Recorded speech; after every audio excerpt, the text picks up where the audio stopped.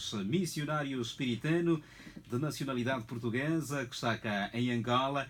Entretanto, um missionário que muito bem conhece o nosso país. Padre Tony Neves, bom dia e obrigado pela sua presença. Bom dia, é sempre uma alegria. Regressar a Angola e regressar a casa e vir à Rádio Eclésia já se tornou também uma tradição que é bom manter e por isso com muita alegria estou aqui. Já a residir em Roma, mas antes esteve em Portugal, obviamente a sua terra natal, mas viveu muito tempo em Angola. Vivi muito tempo e, sobretudo, vivi com muita intensidade e com muita alegria, porque a verdade é que os meus primeiros 6 anos de vida de padre foram passados aqui. É o dito primeiro amor que a gente não esquece nunca. Nunca esquece, não é? Interessante, interessante. E desta vez, qual foi o grande objetivo da sua visita cá, aqui em Angola? Bom, ao abrigo das minhas novas funções em Roma, que respondo por um departamento que tem assim uma abrangência de trabalho grande, porque todas as questões de justiça e paz, de ecologia integral, de diálogo interreligioso, são questões que fazem parte do serviço que eu agora coordeno. E foi um bocadinho ao abrigo destas grandes questões, destas linhas temáticas que hoje se tornaram decisivas, que eu vim até Angola, como tenho ido a outros sítios. Estive no Brasil e daqui praticamente vou a Roma, mas depois vou quase logo depois para o Senegal. E depois vou para Portugal e depois estarei nos Estados Unidos e vou à Escócia. Sempre no mesmo âmbito. Sempre no mesmo âmbito. E paz. Justiça, paz, ecologia integral, que nós chamamos integridade da criação, e o diálogo, sobretudo o diálogo ecuménico e interreligioso. Muito bem. O Reverendo tem uma obra, não é? Já ligada mesmo a estas questões de justiça e paz e, digamos, pretende continuar a elaborar sempre textos e a partilhar sempre conhecimentos à volta destas temáticas. Sim, são temáticas fundamentais e, por exemplo, nestes simpósios, e fiz uma boa dúzia deles em toda Angola este mês,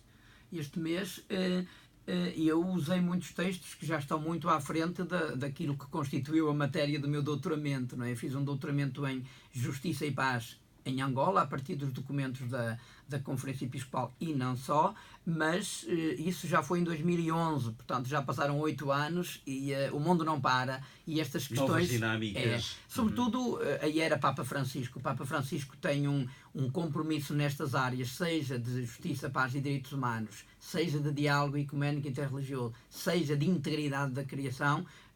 O Papa Francisco está muito à frente.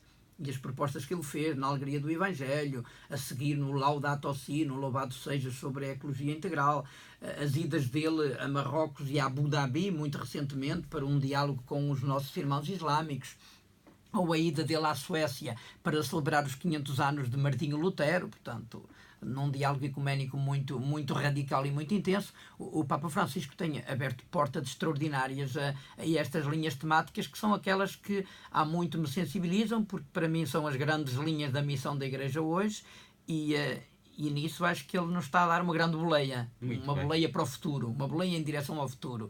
E ultimamente eu tenho trabalhado muito estes textos do Papa Francisco e tenho-os também integrado depois nas formações que faço e em tudo aquilo que vou escrevendo, porque escrever faz parte do meu ADN e todos os dias escrevo qualquer coisa. Tenho responsabilidades mais semanais com o programa Lusofonias, que passa também aqui na Rádio Eclésia, mas tenho sempre muitas coisas que me vão pedindo, outras que não são os outros que pedem, sou eu que escrevo e lanço através da minha página do Facebook.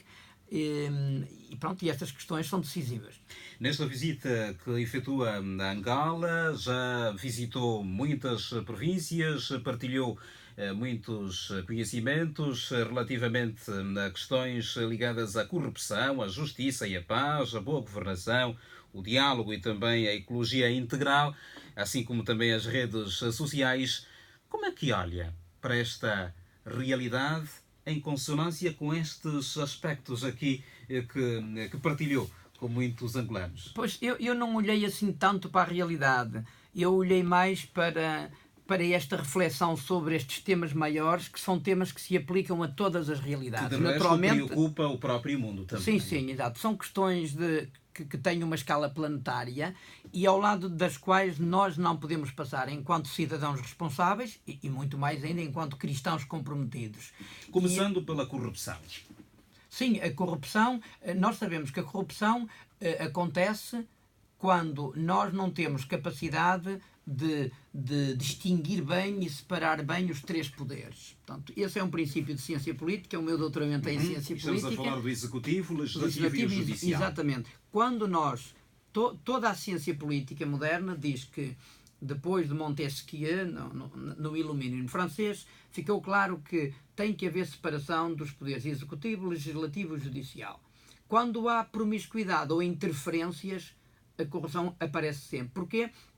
Porque uma boa governação resulta de um equilíbrio tenso entre estes políticos. Eu dou um exemplo simples, toda a gente entende, que é o governo decide construir uma escola. E a escola é construída. O Tribunal de Contas tem que acompanhar as contas da escola. E se o Tribunal de Contas, que é Poder Judicial, diz na contabilidade final desta escola há aqui coisas que não são claras, pede esclarecimento, quem fez a escola tem que dar contas. E se houver aí irregularidades, alguém vai ter que intervir, não é? Agora, se eu mando construir a escola e tenho 3 milhões de dólares para construir a escola e aplico 1 milhão e meto 2 ao bolso e o Tribunal de Contas assina aquilo como se estivessem lá os 3 milhões, então a corrupção está instalada, não é? E acho que o grande problema à escala do mundo, o problema da corrupção, tem a ver com isso. Tem a ver com o facto dos poderes não estarem devidamente separados e de haver muita promiscuidade entre os poderes e parece que os poderes se compram uns aos outros e encobrem uns aos outros. Como ultrapassar este problema? Temos que separar os poderes. Tem que haver um Parlamento muito exigente na fabricação das leis e aprovação das leis. Tem que haver um Governo e uma Presidência da República que governem de acordo com a Constituição, que é a lei maior, e as leis que saírem do Parlamento. E tem que haver um Poder Judicial que seja completamente independente. E estamos a falar do Tribunal de Contas, do Tribunal Constitucional, do Supremo Tribunal de Justiça, de todos os outros tribunais, do Ministério Público, da Procuradoria-Geral da República.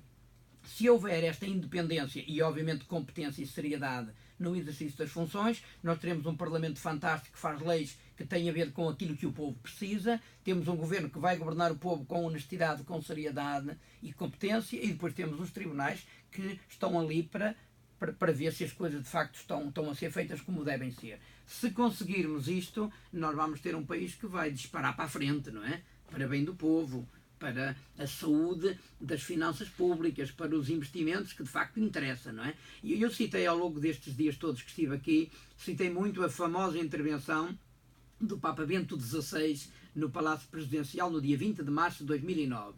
E o Papa Bento disse que temos que viver os princípios da democracia civil moderna. E disse: o respeito e promoção dos direitos humanos, um governo transparente, uma magistratura independente, uma comunicação social livre, uma administração pública honesta, uma rede de escolas e de hospitais que funcionem de modo adequado e a firme determinação, radicada na conversão dos corações, de acabar de uma vez por todas com a corrupção. Ora, todos ouviram isto há 10 anos, não é? Todos ouviram isto há 10 anos. Portanto, isto foi o encontro com as autoridades políticas e civis e com o corpo diplomático no Palácio Presidencial. Ora, se alguém tivesse tomado muito a sério estas sugestões de ciência política que o Papa Bento XVI disse no Palácio Presidencial há 10 anos, o mundo obrigatoriamente estaria mais humano, mais fraterno e nós cristãos estaríamos também a bater palmas porque de facto estes são princípios de humanidade, mas que nós cristãos assumimos integralmente. Padre Tony, a justiça e a paz que temos, agrada?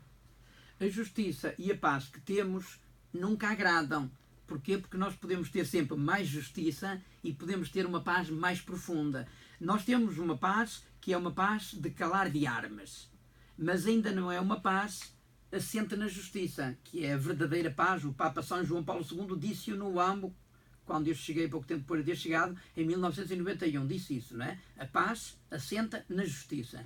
Portanto, enquanto a gente não tiver uma justiça que funcione bem, e não estou só a falar dos tribunais, estou a falar na organização política, económica, que não tenhamos este fosso tão grande entre ricos e pobres, em que uns parece que têm tudo e se banqueteiam e desperdiçam, e outros estão com fome e não têm uma casa condigna e não chegam à escola. Eu ouvi missionários a dizer em muitos dos sítios dos nossos interiores que há muitas realidades, muitas comunidades que a escola não abriu, ainda não abriu este ano. E não abriu porque não há professores, e não abriu porque não há condições. Portanto, enquanto não houver condições mínimas para viver com dignidade para toda a população, então há aqui uma questão de justiça deficitária.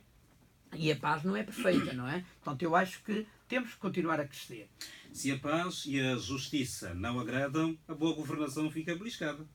Pois a boa governação é aquela que consegue instituir um sistema que aposte e crie justiça e gere paz e gere respeito pelos direitos humanos e crie as condições mínimas para todos os cidadãos, sem exceção, poderem viver felizes e com dignidade. E isso, infelizmente, não acontece. Mas não é só aqui, não acontece em todo o mundo. Eu estou a vir do Brasil, onde os contrastes são gritantes. Eu vivi diversos dias em 2 grandes favelas de São Paulo, Deus me livre. O povo vive em condições absolutamente deploráveis. Estamos a falar também de um país muito rico que é o Brasil. E de um país que a gente vê que há gente que vive muito bem. Que vive muito bem mesmo. Mas a maioria do povo, infelizmente, vive ainda em condições humanas completamente degradantes. Com estas preocupações todas, o diálogo deve sempre prevalecer. Sim. Para a resolução destes problemas. Sim, sim. O diálogo é uma arma de fortes. Alguns pensam que a gente só dialoga quando estiver fraco. Não é verdade. O diálogo é uma arma de fortes. E temos que fazer tudo o que estiver ao nosso alcance para implementar esta relação entre as pessoas. Agora, o diálogo não pode ser um diálogo de surdos, em que todos falam, mas ninguém ouve ninguém. Portanto, o diálogo implica uma sintonia do coração e implica que as partes que estão em diálogo estejam lá com seriedade. Porque eu só escuto alguém que está a falar comigo se eu tiver a certeza que essa pessoa está a ser séria, não me está a empalhar, não me está a enganar. E muitas vezes o grande problema em diálogos que se estabelecem é que esses diálogos não são diálogo. São uma conversa de surdos em que cada um tenta apresentar as suas coisas e tenta defender os seus interesses. Não. Um diálogo implica sempre a negociação. E a arte de negociar implica que eu aceito perder algumas coisas que levo para a mesa das negociações, mas sei que o outro também vai perder e, sobretudo, sei que eu vou ganhar muito e o outro também vai ganhar. No fim, uma negociação resulta num pacto bem sucedido quando concluímos que todos saímos a ganhar. Num diálogo, em negociações, não pode haver ganhadores e perdedores. Tem que haver vencedores só. Essa é uma arte. Dialogar assim, chegar a um pacto, a um acordo em que todos ganham, isso é uma arte enorme, mas é preciso que as pessoas partam para lá com disponibilidade para também ceder em alguns pontos, mas sobretudo com uma grande vontade de que todos saiam a ganhar. Padre Tony Neves, fala-nos agora um pouco em torno desta ecologia integral. O que é isto de ecologia integral? Bom, o Papa Francisco deu um contributo à humanidade enorme. Estamos a celebrar 5 anos da encíclica Louvado Sejas. O Papa propõe uma coisa que não parece muito óbvia, mas é muito interessante, que é: nós já temos toda uma onda verde no mundo, temos uma série de movimentos ecologistas que só falam de animais, plantas, ar e água. E isso é muito importante, mas não chega. O Papa diz, na criação de Deus, o cume da criação, o mais importante da criação de Deus são as pessoas. E também são natureza. Nós também somos criaturas. E quando a gente pensa numa ecologia que exclui o principal da criação, nós estamos a fazer uma ecologia truncada. Então o que é que o Papa propõe? Que comecemos por olhar para as pessoas. E a grande ecologia é uma ecologia humana. Tratar das pessoas, sobretudo dos pequeninos, dos pobres, dos que estão nas periferias e margens. Se nós olharmos com amor para essas pessoas e as ajudarmos a ter a dignidade, então tudo o resto vai vir por acréscimo. Nós vamos querer que o mundo seja um jardim.